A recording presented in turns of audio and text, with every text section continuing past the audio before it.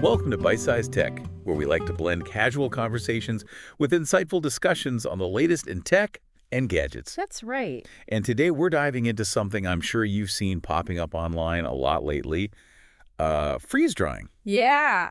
Now imagine this taking like a juicy strawberry and with like a bit of science wizardry, you turn it into this crunchy, shelf-stable snack that lasts for years. That's pretty cool. Sounds pretty neat, right? Yeah. But the question is a home freeze dryer worth it?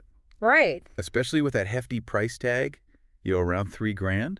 Is that something that should be on everyone's kitchen counter? Yeah, that's a lot of money for a appliance.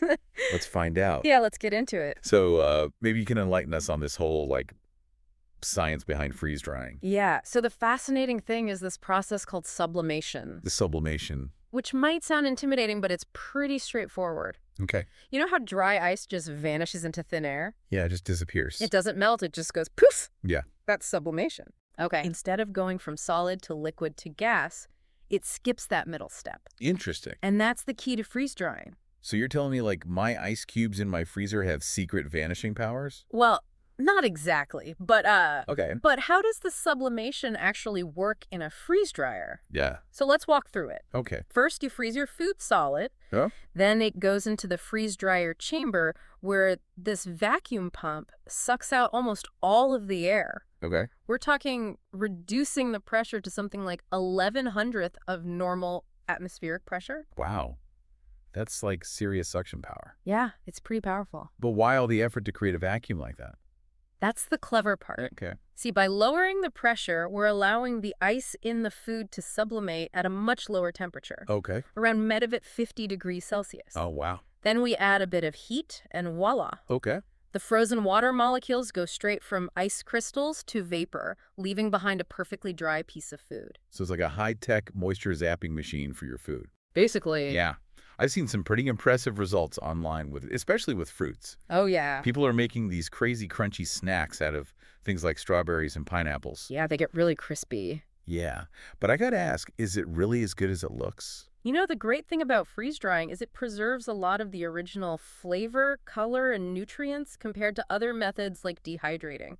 Oh. Plus, it makes the food super lightweight. Right. And as you mentioned, it can last for years. Yeah, that's true. It's really popular with preppers and outdoor enthusiasts. Oh, yeah, that makes sense. Imagine having a backpack full of delicious, nutritious food that weighs next to nothing and lasts for years. That would be really handy. Pretty handy, right? Yeah, very cool. Yeah. But let's be real here. Okay. This takes a long time. It does. Like 16 hours or more for a single batch. At least, yeah. And then there's that $3,000 price tag. Ooh. That's a pretty big investment for most people. It is. It's definitely not the most practical solution for everyone. If you're just looking to preserve some leftover herbs Right. or make a few snacks, Yeah. there are much simpler and cheaper options out there. Yeah, like what? Like dehydrating or even just freezing your food the old-fashioned way. Right. Right. And let's not forget the energy consumption. Oh, Running that vacuum pump and freezing chamber for hours on end can't be cheap. no. You might end up spending a fortune on your electric bill. Exactly. There are definitely more economical alternatives out there. Okay, like what? Well, canning is a great option for preserving fruits and vegetables. Yeah. And dehydrating works wonders for things like herbs and jerky. Oh, okay. And if you're really craving freeze-dried goodness, you can always just buy it pre-made. That's true. It might not have the same novelty factor, Yeah. but it'll save you a lot of time, money, and energy. So it sounds like freeze drying is more of a niche thing.